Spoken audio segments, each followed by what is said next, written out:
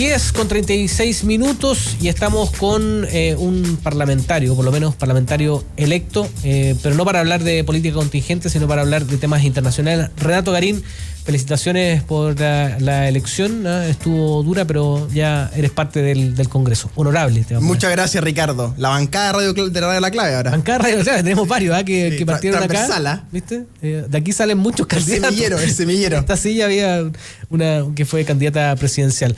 Pero vamos a la internacional porque eres un honorable también en temas internacionales y queríamos partir por lo que ha pasado en Argentina en la última semana con este submarino que ha sido un verdadero dolor de cabeza para Macri, para el gobierno de Macri en general y que lo ha enfrentado incluso con la Armada.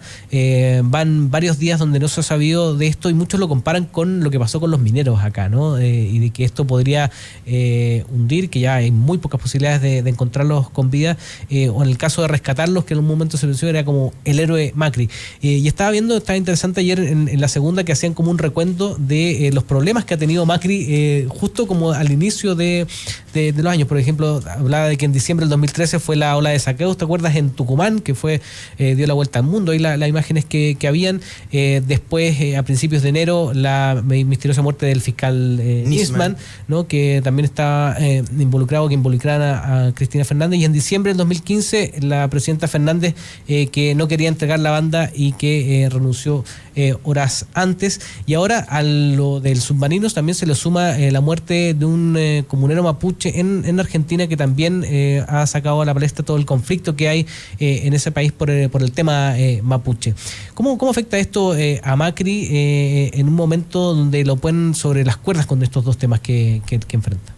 A ver, Macri venía con un espaldarazo electoral importante. Habían ganado las elecciones de medio término en Argentina con algunos resultados bien potentes, como el de Lilita Carrió en Buenos Aires, como la elección del senador Esteban Bullrich doblando, consiguiendo 2 cupos en Ciudad de Buenos Aires, ganando en ciudades como Salta, en Córdoba.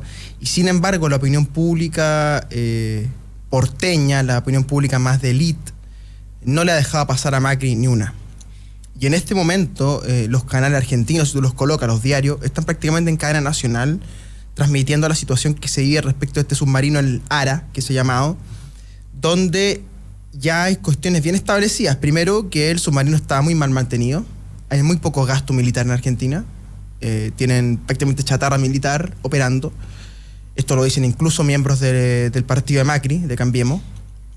Enseguida tienes un problema político que remite al rol de los militares en Argentina. Los militares en Argentina no son tan relevantes como en Chile, pero sí son relevantes. Son un actor político, sobre todo en el sur, un actor político muy relevante que te condiciona la operatividad política de los gobiernos a niveles no solo contingentes, sino absolutos, digamos. Los gobiernos argentinos tienen que tener un desplazamiento militar respecto de Malvinas, respecto a una serie de temas de geografía política argentina, que hace que los presidentes tengan que comprometerse con cuestiones militares, y Macri no lo había hecho. Y la cuestión del submarino vuelve a hablar sobre Malvinas, vuelve a hablar sobre la cuestión militar, vuelve a hablar sobre cierta incapacidad que tiene el gobierno de Macri para manejar las crisis. Ahí el que sale más dañado es Marcos Peña, que es el ministro del Interior, que es una especie de jefe de gabinete en la figura argentina. Él tiene claramente los mayores costos políticos en este momento. Y enseguida se produce el fenómeno muy típico de las tragedias, ¿no? Que aparecen los opositores que son a la vez voceros del dolor, ¿no? Y en este caso el kirchnerismo, no solo en la figura de Cristina, sino también en los allegados de Cristina, está aprovechando esta pasada al máximo para darle un daño a Macri electoralmente. Ahora es interesante cómo en encrucijadas como esta, como la que pasó en el submarino, la que pasó acá con los mineros, por ejemplo, puede catapultar o enterrar a un presidente o a un candidato o lo que sea. Son momentos como históricos, situaciones extremas que ponen en jaque también el manejo, porque una cosa es el éxito o fracaso del tema, pero también es el manejo, ¿no? Que lo vivimos también para el terremoto, por ejemplo, con Bachelet, que independiente de los resultados de las muertes, también se criticó mucho el manejo que tuvo un líder que en ese momento tiene que golpear la mesa, de que tiene que tomar decisiones urgentes, y en ese sentido si las toma bien o no. Sí, mira, yo te diría lo siguiente, te diría, es más grave el mapuche, creo yo. ¿Que el submarino? ¿Esto? en este momento, o sea, si tú me preguntas cuál es la crisis más de largo plazo, yo creo que el problema mapuche Claro. del sur de Argentina Sí, y el sur de Chile es un problema geopolítico que va a avanzar probablemente a puntos que no conocemos en esta zona del mundo. La cuestión del submarino, que si bien es gravísimo, que te muestra una serie de problemas del Estado argentino, creo yo que lo que muestra, más que la crisis política de Macri, lo que muestra es el problema de comunicación política que hay en Argentina. Claro. Que es que en Argentina hay esto que la Nata llamó la grieta, ¿no? Que es esta suerte de forado, ¿verdad? Público, donde no se puede dialogar entre una posición y la otra. Y hoy día la grieta está muy presente en el tema submarino. Los que creen que el Estado es el culpable, los que creen que es una casualidad del destino, ¿no? Y eso es una cuestión política a la cual Macri, lamentablemente para él va a tener que tomar una versión. Él todavía no toma una versión de qué pasó con el submarino. De hecho, se habla que explotó el submarino, se habla que ya están todos muertos, otros dicen que no, que podrían estar todavía en las profundidades, ¿verdad? El oxígeno no alcanza. Hay una serie de especulaciones que a él no le convienen para nada desde su punto de vista de liderazgo. Tremendo, ¿eh? Oye, te invito a cerrar este tema porque nos vamos a ir a Barcelona, a Cataluña. ¿Qué ciudad más bonita? ¿Qué ciudad más bonita? Yo viví 3 años ahí. Pero qué placer más grande. Fue una maravilla, de hecho mi hija pequeña... La ciudad más bella del mundo. Allá es una catalana y allá se encuentra Fernando Pausen, el conductor de este programa que debería estar acá conduciendo, pero en cambio está en las playas, aunque debe hacer mucho frío allá en Barcelona, pero está disfrutando de esa hermosa ciudad. ¿Cómo está Fernando? Muy bien, pero no estoy en la playa. Hace aquí lo que podríamos interpretar como un sol frío. Sol pero que congela. Mira, ¿cómo está el ambiente ahí en Cataluña? Tú estás reporteando para un programa especial de Chilevisión sobre lo que pasó ahí con la independencia y todo lo que ha significado a nivel social esta declaración de independencia. ¿Cómo está el ambiente ahí entre los catalanes? Además es una ciudad que es muy cosmopolita, ¿no? Hay de todo ahí en Barcelona. ¿Cómo se está viviendo en la calle esta sensación de independencia? Bueno, es bien curioso lo que pasa acá, porque si tú te riges exclusivamente por lo que ven los ojos, no te da la sensación de que hay nada anormal. Ves una ciudad turística extraordinaria, bonita, llena de personas que hablan distintas lenguas, funcionan los restaurantes, se come como probablemente en ninguna parte del mundo. Tienes el mar, tienes los barcos que llegan llenos de turistas y da la sensación que es una ciudad con total normalidad, salvo cuando empiezas a reparar en algunos detalles. Por ejemplo, empiezas a reparar en que muchos edificios tienen puesta una bandera que no es particularmente la bandera que tú conociste de Cataluña. La bandera de Cataluña tiene 4 líneas amarillas y 4 líneas rojas. Ajá. Y de pronto aparece esta bandera que tiene las mismas 4 líneas amarillas y 4 líneas rojas, pero una estrella. En medio, que te refleja y que significa la República, el Estado unitario, tal cual como la bandera nuestra en su cuadrado azul con la estrella blanca refleja lo mismo, un Estado unitario independiente de lo que era España. Bueno, y empiezas a ver que en muchos edificios tienen eso, tienen colgada esa bandera de la República, pero no se siente así en la superficie el problema, hasta que empiezas a conversar.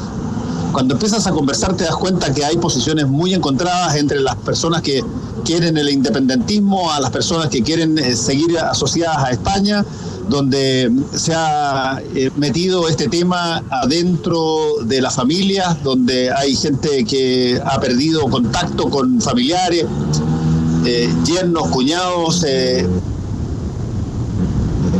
abuelos con sobrinos y por lo tanto el problema está muy potente, con miras a esta elección más curiosa, pero yo no he visto nunca una elección más curiosa que lo que va a pasar el 21 de diciembre, donde se convocaron a elecciones y donde personas que están presas pueden ser que son candidatos, personas que están se fueron a Bruselas y que tienen un pedido de extradición son candidatos y eventualmente si ganan nadie sabe lo que pasa, por lo que está todo así una especie como del tiempo detenido, pero por dentro la procesión es muy fuerte.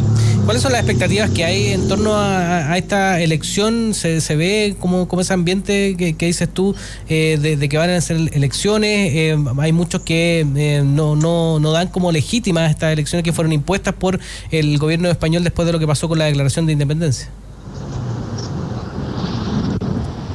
Bueno, a esta altura ya casi todos han aceptado las elecciones. La elección va incluso de candidatos Carles Puigdemont, el expresidente de la Generalitat, o sea, del gobierno catalán. ¿Qué pasa si es que él gana? Por ejemplo, es una pregunta que lo he preguntado varias veces y a muchas personas acá. A ver, bueno, ok. Resulta que el independentismo gana las elecciones. ¿Qué pasa? Va a España a mirar y decir, bueno, ok, asuman el gobierno de nuevo, todo vuelve a como ustedes querían y desarrollen su proceso de independencia según un organigrama, o van a hacer lo que hicieron, que es aplicar el Estatuto 155, que es la intervención de la autonomía catalana. Hoy día no hay gobierno catalán, hay un gobierno mayoritariamente que depende de Madrid. Pregunta a qué va a pasar el 21 de diciembre es clave, porque, para ser franco, aquí la gente no lo sabe.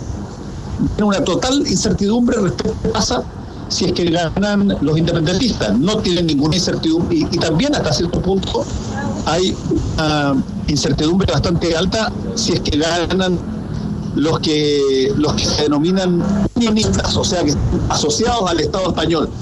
No saben si es que esto continúa con manifestaciones muy grandes, con discusiones respecto, porque los independentistas no van a dejar de ser independentistas porque pierdan el referéndum o las elecciones de este 21 de diciembre. Entonces, es muy curioso porque generalmente las elecciones en todas partes del mundo aclaran panoramas, resuelven problemas. Y esta elección es la primera que veo que la verdad no se tiene la más cresta idea de qué pasa el día siguiente. Ahora, Fernando, ¿tú has podido realizar algunas entrevistas? ¿Con quién has podido hablar para tomar el pulso de lo que está pasando ahí en Cataluña? Hemos hablado con todo tipo de personas, hemos hablado con gente de calle, hemos hablado con diputados de uno y otro lado, hemos hablado con empresarios que abandonaron Cataluña, y hemos hablado con la sociedad civil que queda en Cataluña y también tiene empresa.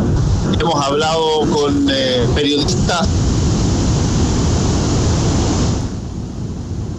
Tenemos un pequeño problema de conexión, se cortó. Está Fernando Paulsen desde Cataluña en directo, desde Barcelona, contándonos un poco el reporteo que ha hecho en estos días de cara a un programa especial que se llama Enviado Especial, donde van los distintos reporteros, los rostros de Chilevisión CNN a cubrir lugares donde hay conflicto. Por ejemplo, Iván Núñez fue a Siria, Daniel Matamala a Estados Unidos para ver lo que pasa con Donald Trump ahí en Estados Unidos, y Fernando Paulsen en Cataluña. ¿Cómo ves tú lo que va a pasar de aquí al 21 de diciembre? Hemos hablado varias veces acá en Combinación Clave de la situación en Cataluña, y como decía Fernando, el ambiente está bien incierto sobre lo que va a pasar con este conflicto, con una Cataluña que no tiene gobierno, donde el gobierno español tampoco no sabe bien qué hacer. ¿Cómo lo ves tú?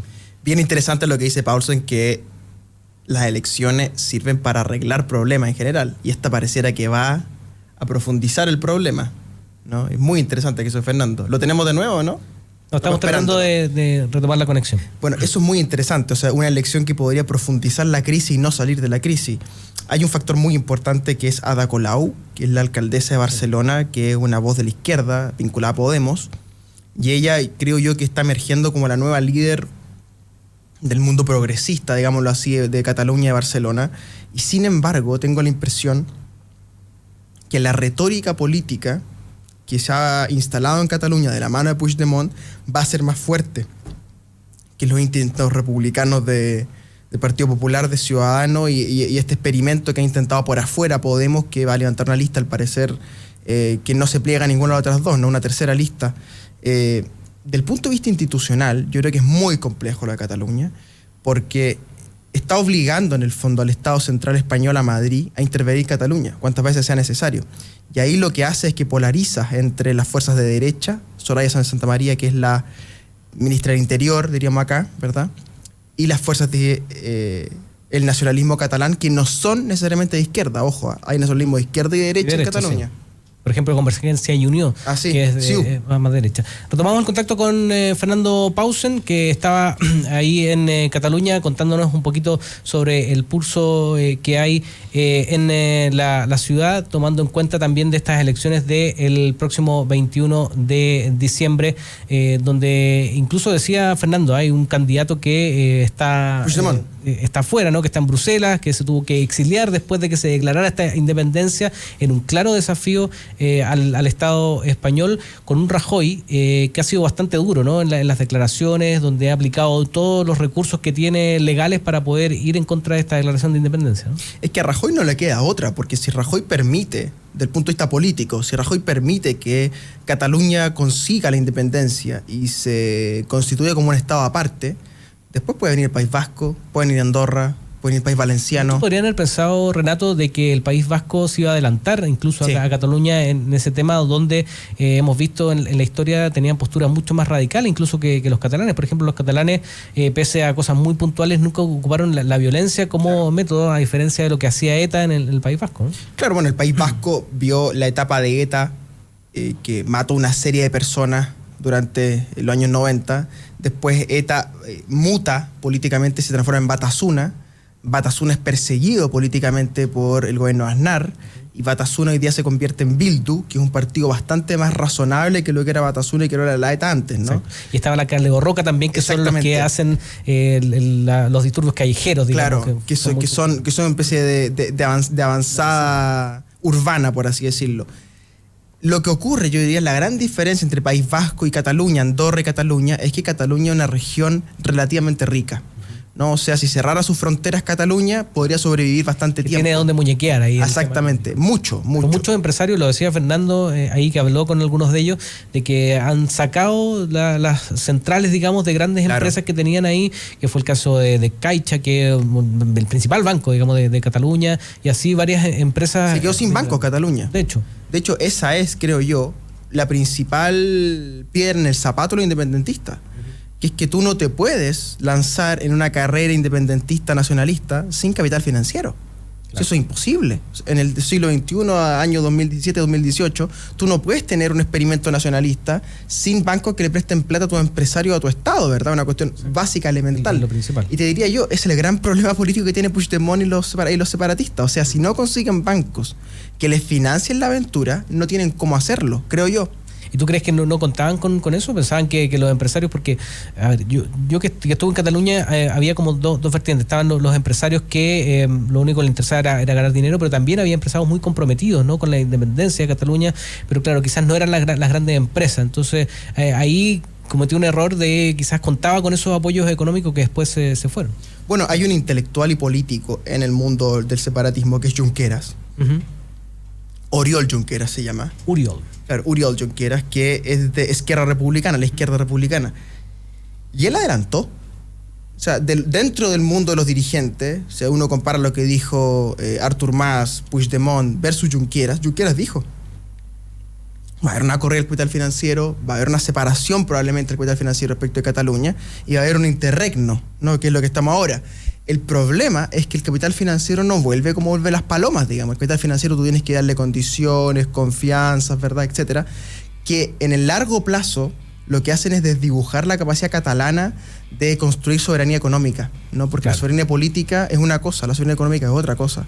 Y Cataluña no está hoy día en condiciones, creo yo, de tener soberanía económica. Qué pena que se nos cayó Fernando. Sí, no pudimos retomar el contacto ahí con Fernando Pausen. Le mandamos un abrazo. Vamos a tratar de hablar con él durante lo que queda de semana, porque está ahí empezando el reporteo. Él prometió que iba a entrevistar a Messi, ¿eh? Ese era como su objetivo principal. Lo estaba tratando. Interesante lo que pasa en Cataluña. Vamos a estar pendientes de lo que pase el 21 de diciembre también con esta elección, con uno de los candidatos ahí en Bruselas. Nosotros vamos a estar hasta finales de diciembre.